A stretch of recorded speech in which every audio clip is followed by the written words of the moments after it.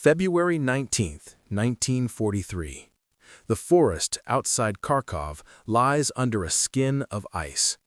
Wind moves through the bare branches like a low, hollow breath. Snow drifts across a narrow logging road, softening the sound of boots. Somewhere beyond the tree line, an engine coughs, then goes quiet. A column of black-coated troops advances in silence, rifles held close to their chests, breath fogging the darkness. Their insignia is hidden beneath winter cloaks, but their purpose is unmistakable. They believe the village ahead has been abandoned. They believe the enemy is retreating again. By early 1943, the Eastern Front had entered a new phase of the war. The destruction of the German Sixth Army at Stalingrad had not ended the conflict in the East, but it had shattered the sense of inevitability that had surrounded German operations since 1941. Units that once advanced with confidence now moved cautiously across frozen ground, uncertain where the next Soviet counterstroke would fall. The winter itself had become a weapon. Temperatures sank well below freezing, engines failed, metal cracked, frostbite thinned ranks before bullets did. German High Command sought to stabilize the front by committing mobile reserves, including formations of the Waffen-SS, to sectors where Soviet pressure seemed weakest. The region around Kharkov became one of those contested zones. Rail lines and road junctions there fed supply routes to the south. Villages and forest tracks turned into temporary strongpoints, held and abandoned in cycles measured by hours rather than days. Across the lines, the Red Army was rebuilding its strength. Fresh formations arrived from the interior. Artillery batteries were reconstituted. Commanders were encouraged to exploit German habits of rapid pursuit. Soviet doctrine emphasized pressure, then disappearance. Small units withdrew under cover of darkness, leaving behind the impression of collapse. The intention was not to flee, but to shape the battlefield. Each retreat drew German units forward, deeper into terrain already measured, already mapped, already prepared for fire. These methods were not improvised in a single night. They reflected a broader shift in how the Soviet command intended to fight the war in 1943, a shift that placed deception and timing at the center of survival, and began to set the conditions for a local commander to turn the enemy's aggression into a trap. The terrain south and west of Kharkov offered no clear front line. Forest belts broke the open fields into narrow corridors of movement. Frozen streams cut shallow trenches into the earth, their banks hardened into natural cover. In winter, these features shaped every decision. Vehicles were forced onto predictable roads. Infantry advanced through channels of trees where visibility collapsed to a few dozen meters. Control of even a minor village could open or close entire routes of approach. German planners understood this geography and relied on speed to overcome it. The Waffen-SS units deployed in the sector were trained for rapid, aggressive thrusts, designed to break through thin Soviet screens before heavier resistance could form.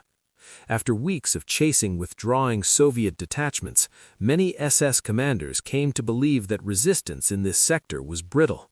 Reports described enemy units as disorganized remnants, retreating to avoid encirclement. The pattern appeared consistent.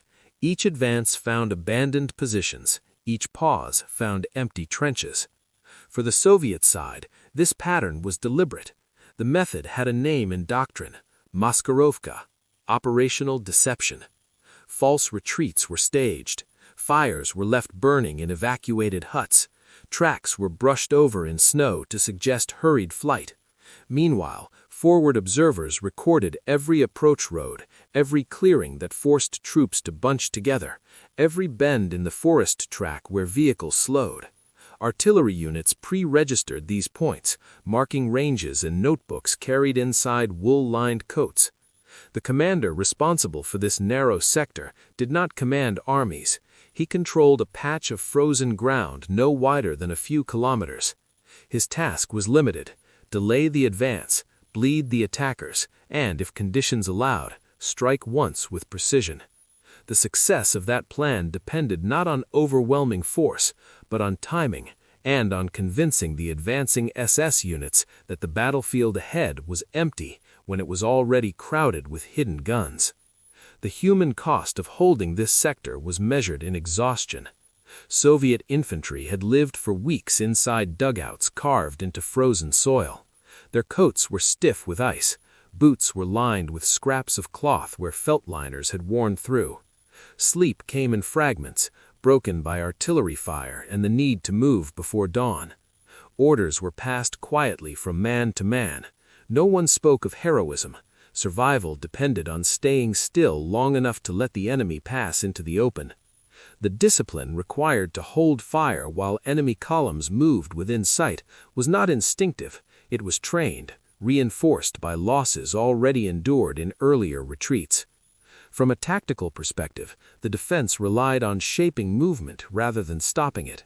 Soviet forward units were instructed to withdraw in narrow corridors, leaving the flanks exposed, but apparently unguarded. The intent was to draw the advancing force into a shallow basin formed by the forest line and a frozen stream bed. This corridor had been selected weeks earlier. Survey teams paced distances under cover of darkness.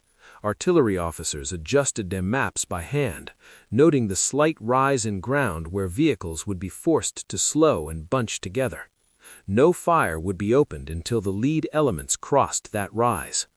On the German side, the enemy perspective was shaped by culture and recent experience. The Waffen-SS formations were trained to exploit momentum. Their doctrine favored rapid penetration over cautious consolidation. After months of offensive action, restraint felt like surrendering initiative.